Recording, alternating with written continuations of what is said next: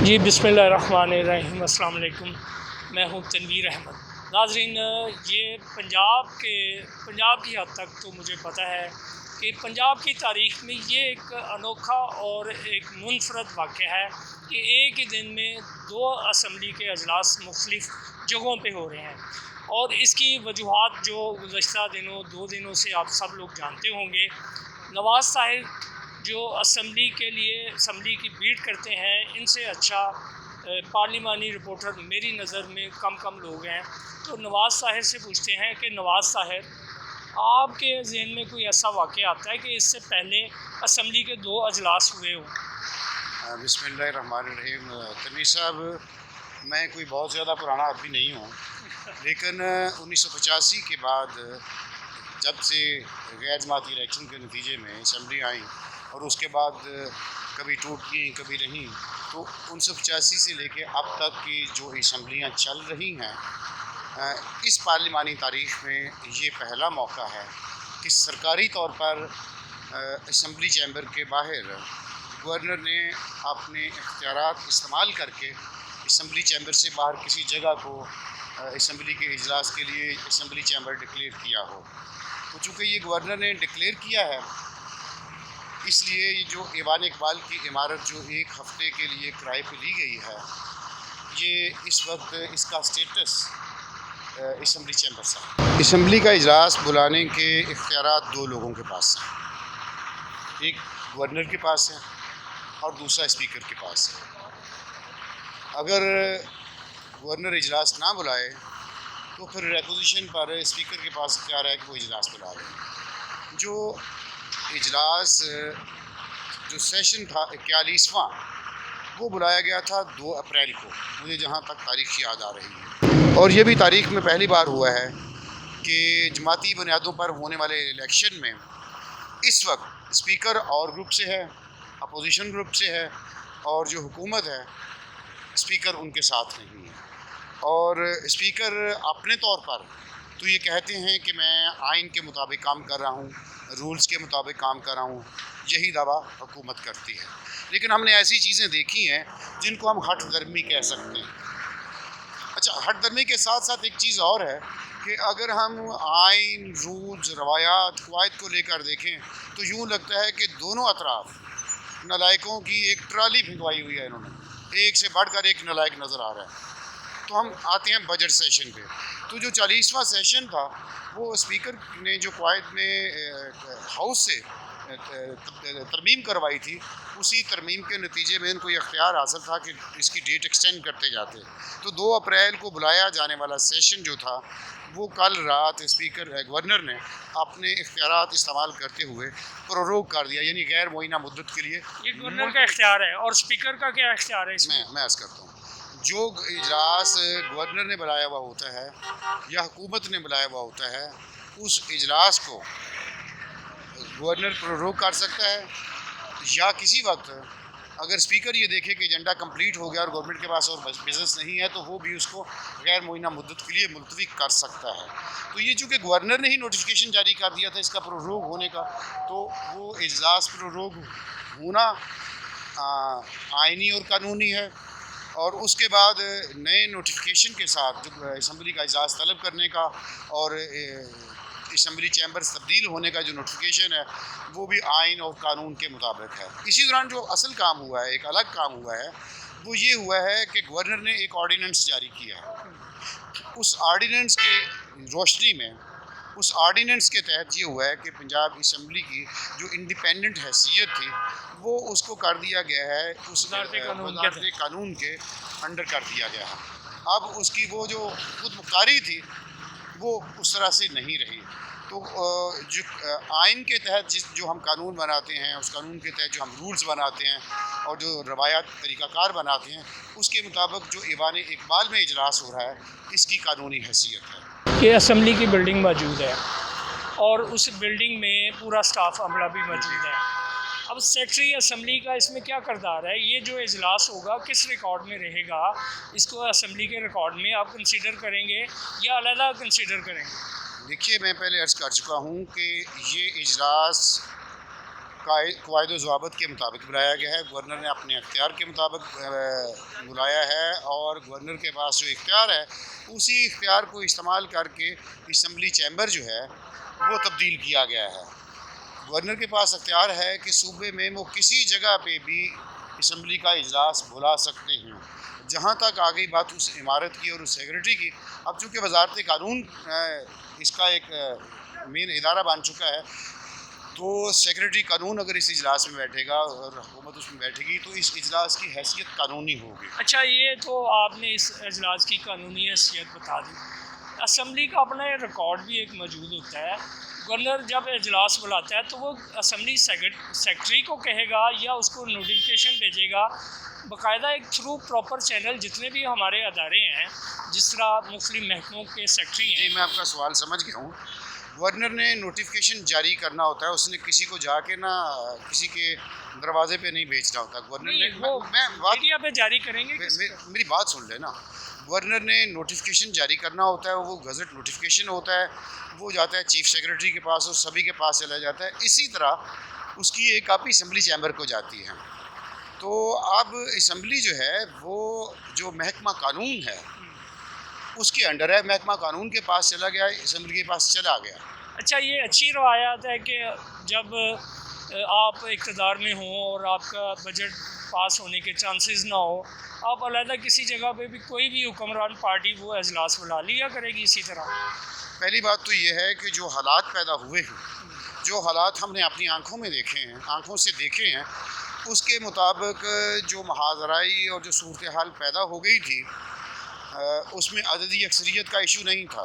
उसमें स्पीकर के इख्तियारात की बात थी, जिसमें स्पीकर कुछ मामलात में अपने अख्तियारात का ऐसा इस्तेमाल कर रहे थे जो पहले कभी नहीं हुआ। मिसाल के तौर पर स्पीकर इस बात पे मुसर थे कि जब बजट पेश करना है तो इस वक्त चीफ सेक्रेटरी और होम सेक्रेटरी मौजूद हों। तो कवायद ज़वाबत के मुताबिक चीफ सेक्रेटरी और होम सेक्रेटरी या किसी और सेक्रेटरी का मौजूद होना लाजमी नहीं है जब चीफ मिनिस्टर मौजूद हों, क्योंकि उस वक्त सिर्फ बजट की स्पीच होना होता है। बात अंडरस्टैंड कर गया हूँ। ये हम थोड़ा सा बैकग्राउंड पे चले जाएँ और चीफ सेक्रेटरी और आईजी की असम्बली के अंदर तलबी का मुतालबा, इसकी बैकग्राउंड को भी हम ज़रा देख लेते हैं। वो सारा सिनेरियो उस वक्त पैदा हुआ कि जब पुलिस ने घरों में दाखिल होकर चादर और चारदीवारी को पामाल किया और कल तक जो लॉ मिनिस्टर थे, जो वज़ीर कानून थे, अगले दिन वो मुजरम ठहरे और पुलिस उनके घरों में दाखिल हुई। आपको पता भी है, इलामा इकबाल के घर भी पुलिस दाखिल हुई और गाड़ी को टक्कर मार के दरवाज़ा तोड़ा। वज़ीरों के घर में पुलिस दाखिल हुई और उन पर दहशतगर्दी के मुकदमात दर्ज हुए, जबकि उस वक्त कबीना का वजूद भी नहीं था। क्या इस मुल्क के अंदर कोई अदारा या कोई शख्सियत जवाबदेह है कि आपने किस कानून के तहत आप पुलिस ने इस तरह कार्रवाई की, जबकि वो उस वक्त कबीना भी नहीं थी? पार्लियामेंट बालादस्त अदारा है। मेंबर पार्लियामेंट के साथ अगर कुछ होता है तो उसका वाहद एक अदारा, एक प्लेटफॉर्म है, वो असम्बली है। जब वो ये मुतालबा कर रहे हैं कि असम्बली में आके चीफ सेक्रेटरी या आईजी आके बताएं कि मुअज़्ज़ज़ मेंबरान के घरों में दाखिल होके ये पुलिस ने जो चादर और चारदीवारी को पामाल किया, ये उनका मुतालबा जायज़ है कि पुलिस आके बताए, चीफ सेक्रेटरी आके बताए, कि असम्बली में आके बताए कि आपने ये क्या किया है? हाँ जी, पहली बात तो ये है कि ये जो आपने सारा सवाल किया है, ये किया है अमूमी हालात में। जो पाकिस्तान की सियासत है और इंतखाबी सियासत है और जो पार्लिमानी सियासत है, उसकी तारीख यही है कि आज की अपोजिशन कल की हुकूमत और कल की हुकूमत आज की अपोजिशन। तो अगर तो बहुत आला जो किताबों में लिखा हुआ है, जो नज़रियात हैं, जो एक एहसास है, जो एक तसव्वुर है जमहूरियत का, उसके मुताबिक जमहूरियत हो और कानून की हुक्मरानी हो, तो फिर तो ये सवाल ही पैदा ना हो। लेकिन जो हमारे सामने एक तारीख़ है उसमें ये मामूल की बात है। हम देखते हैं सारी कार्रवाइयाँ हम माजी में देखते आए हैं। जो बजट इजलास था, बजट इजलास में सिर्फ बजट पेश होना होता है। जो बुलाया जाता है ऑफिसर्स को, वो बुलाया जाता है इस्तेहकाक एक्ट के तहत। असम्बली के पास ये इख्तियार है कि जब कोई मेंबर ये कहे कि उसका इस्तेहकाक मजरूह हुआ है, तो इस्तेहकाक मजरूह होने पर वो मामला असम्बली में उठाया जाता है, उसके बाद वो मामला इस्तेहकाक कमेटी को पेश किया जाता है। तो जब बजट सेशन पेश होता है तो उसमें बजट पेश होना होता है। जिस दिन ये मुतालबा किया गया कि उन ऑफिसर्स को बुलाया जाए, वो बजट के लिए सेशन था, वो इस्तेहकाक की तहरीक पे बहस नहीं हो रही थी। इसलिए जो ये कहना कि इस मुतालबे को रद्द किया गया, ये एक अलग बात है। लेकिन अगर तो असम्बली ने इस्तेहकाक की तहरीक पे या इल्तवा की तहरीक पे उनको कॉल किया हुआ तो अलग बात थी। बजट सेशन था, बजट पे बात होनी थी।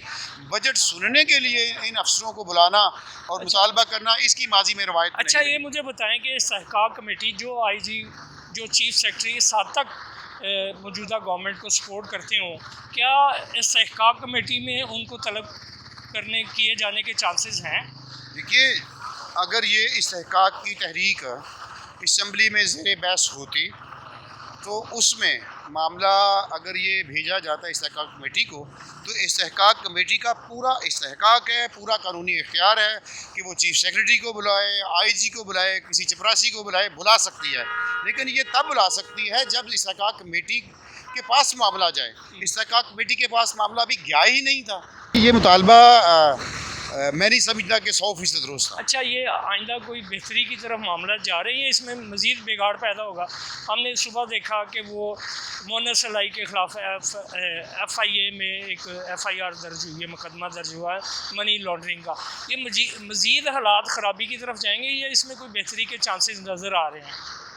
देखिए, जो सूरत हाल है पाकिस्तान में, जो सियासत है, जिसको सियासत को जो नापाक किया गया है, और इसमें मुख्तलिफ़ लोगों का किरदार है, मुख्तलिफ़ इदारों का किरदार है और गैर ज़िम्मेदारियों का बुनियादी किरदार है।